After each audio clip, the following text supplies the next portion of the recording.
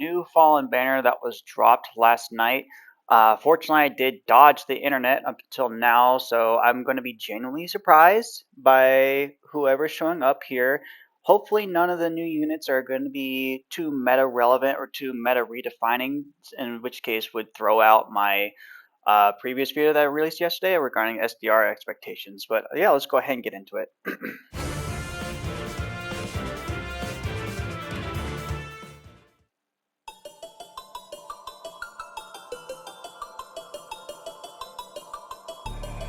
Okay, Fallen Male Byleth. I offer no name to wretches like you. Prostrate yourself. Oh, there's a green tome. Okay. That looks like it's a new inheritable B skill. I see a style, preferred special, new inheritables, B demonic force, and dual support 4. I'll be taking a look at these in more in depth once the video is finished. So he's just going to be attacking Black Knight and surviving. For my lord. Wow, that's a lot of damage reduction. Oh, potent effect.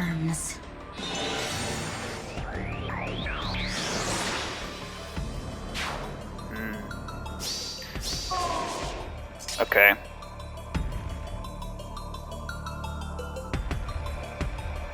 Ooh, this is Fallen Ivy. Interesting.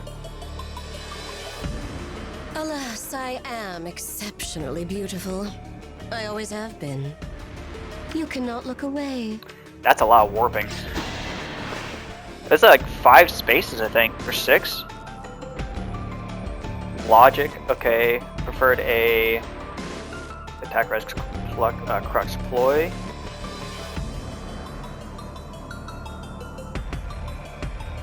Nine spaces, okay. Extol me!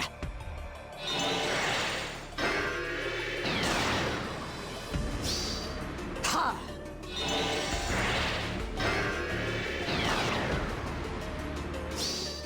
The Winter Festival!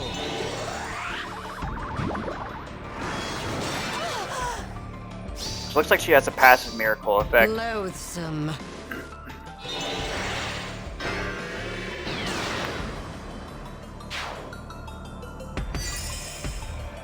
Post-combat healing. New Rearmed, okay. Heroes, so I guess we're getting 2 of them? Oh, it's Fallen Sarah. I didn't know there was a Fallen version of her. My will is not my own. I exist only Oh, it's to not? obey another. Wait, is that not I Sarah? will obey. I never played the genealogy game, see. so I don't know the plot. Oh, she has a style. Okay. Arcane 12's Writ. Pretty short description. Style is in the C slot, so the preferred or the inheritable doesn't come with a style.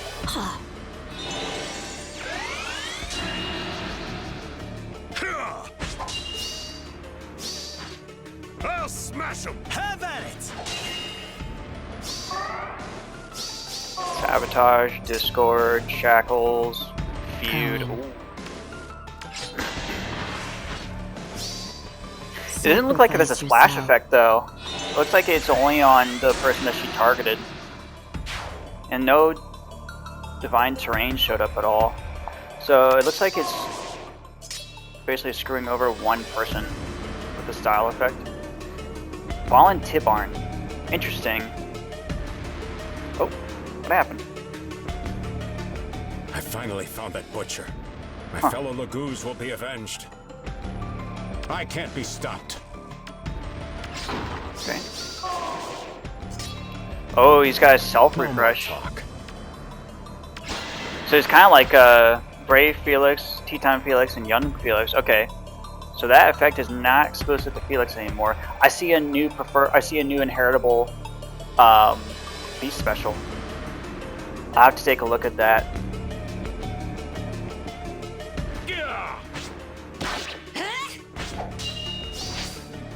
fury is beyond control. Dude, what the heck is happening here? Sorry about this. I have, What is it? like, YouTube's just skipping on me for some reason.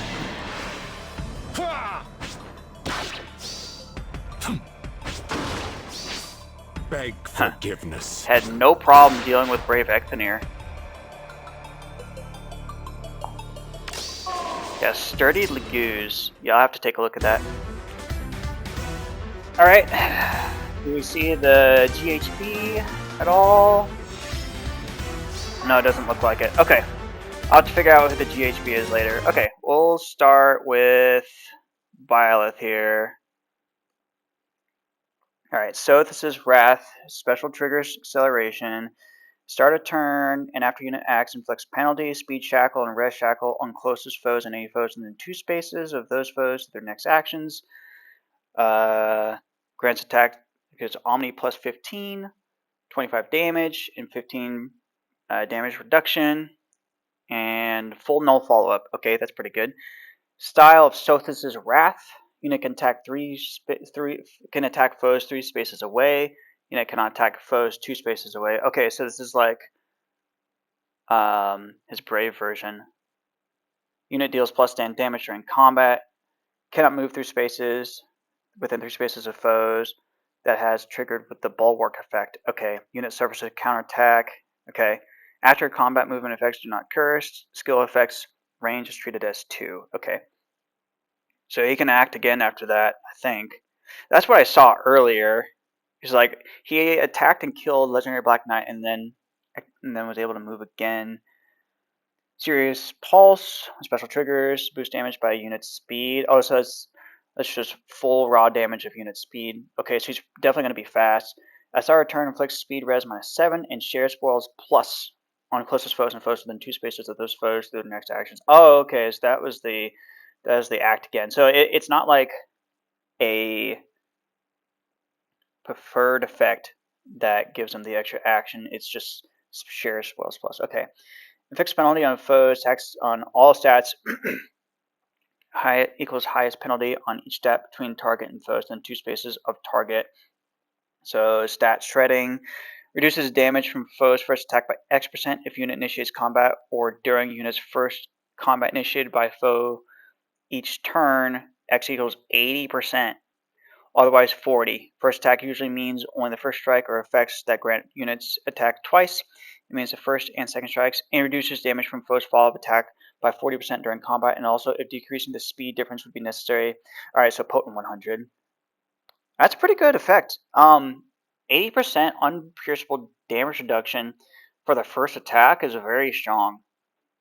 So yeah, I can see why this guy would benefit off of the Shared Spoils Gale Force effect, because then when he, hold on a second, so if he initiates combat or during unit's first combat initiated by a foe, okay, so he initiates combat, gets 80% unpierceable DR, and then acts again, and if someone tries to attack him, he will reduce the foe's first attack by 80% unpierceable DR. So this guy has a ton of unpierceable damage reduction. Wow, okay. So no wonder he survived Black Knight. Okay, so this guy is like a far safe killer. Because that Serious Pulse triggered on the 3rd hit. So Shield Fighter fire saves are not going to be able to survive this guy. And fire savers in general are just not going to be able to survive this guy. Unless if they have a Drive Miracle effect from Volley. Okay, so Fallen Male Byleth is pretty good actually.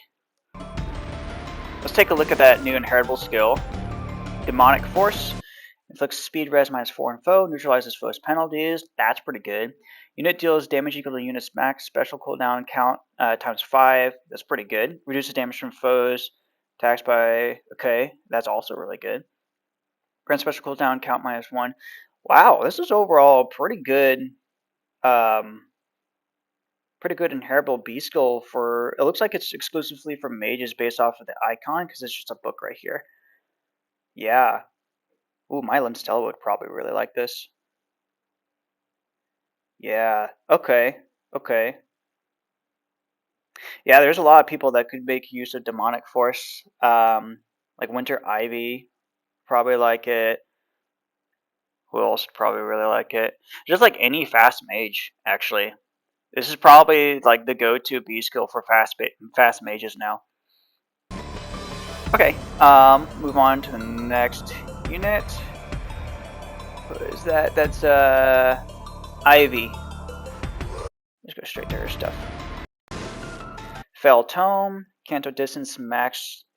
Yeah, Canto Distance, Max 3, Min 1, Special Trigger Acceleration, disables foes effects.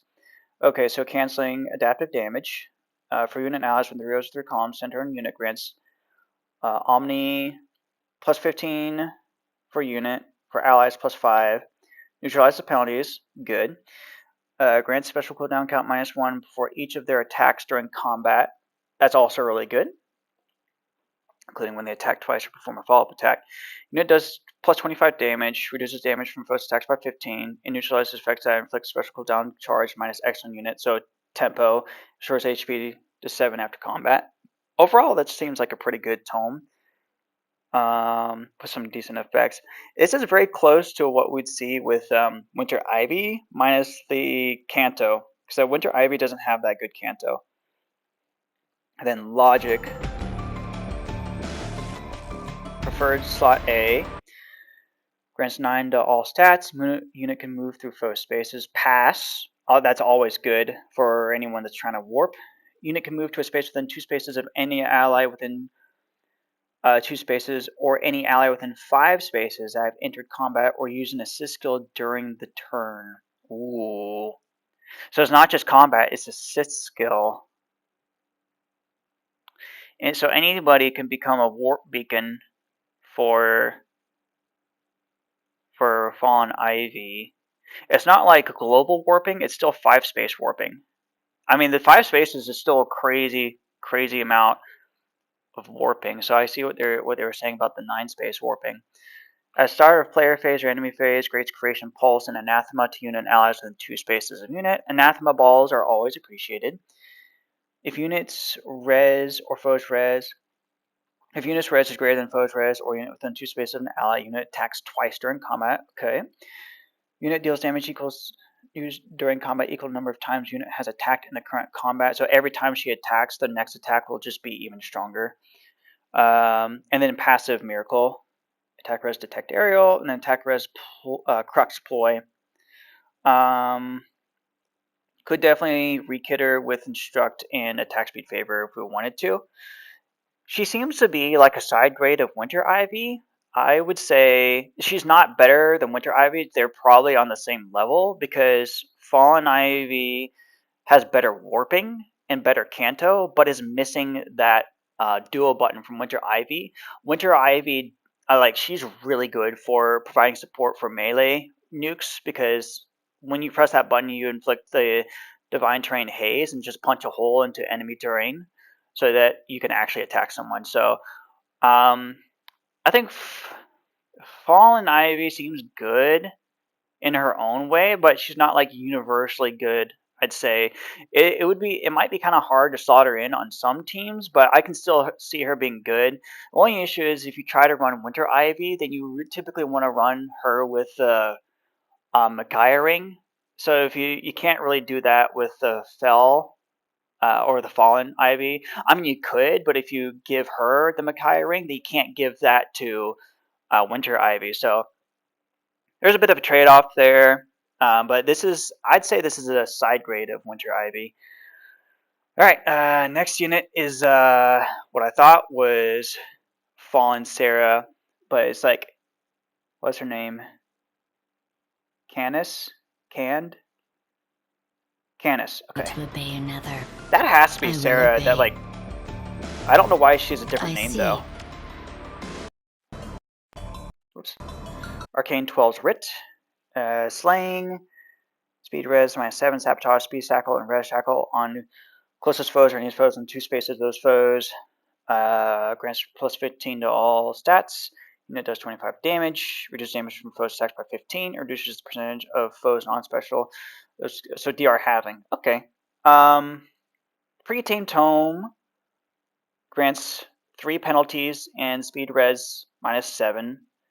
So she's good in the sense of like providing support for penalties.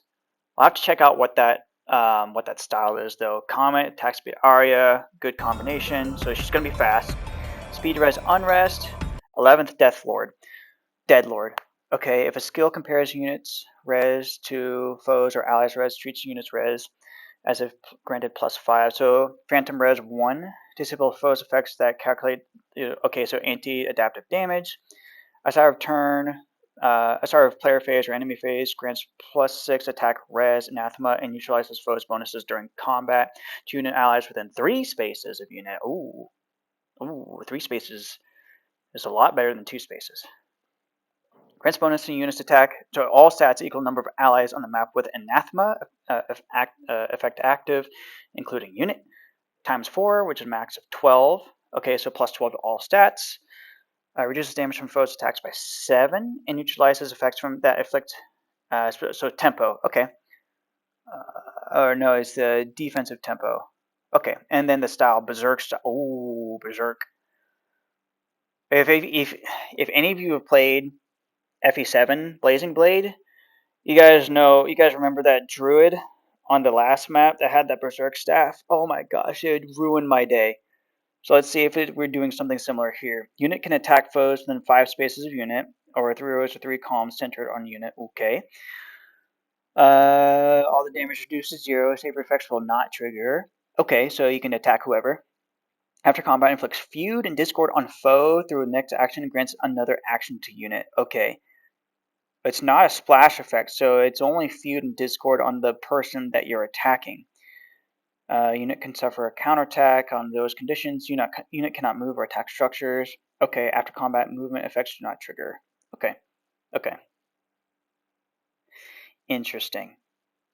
This could have been better if it were a splash effect, because being able to splash feud on the enemy team is an incredibly strong penalty to inflict on foes. So that's why Tea Time Veronica is really good. Here, this is like kind of good. I mean, it helps with triggering Foresight Snare, but it's not busted. Also, there's the Legendary Elise with her style on applying the haze terrain.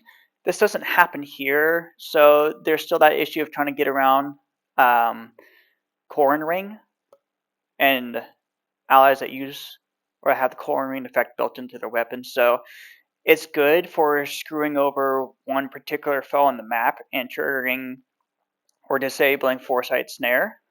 But that's kind of it. Okay. It seems decent, but not crazy. Nothing crazy. Move on to Tibarn. Okay, there's that new Sturdy Lagoose that I gotta take a look at. Arcane Fury Bite. Special trigger for foes in 3 rows or 3 columns centered on unit. Inflicts attack speed, defense res -5, and neutralizes foes' bonuses, and foes suffers minus or plus damage during combat. Grants +10 to all stats. Unit deals 25 damage. Reduces damage from foes' attacks by 15. Reduces damage from foes' specials by 15. And then DR having a start of turn if unit. Okay, and then transform effect. Sturdy Lagoose. Okay, this is the meat and potatoes. When special triggers, boost damage by unit's defense.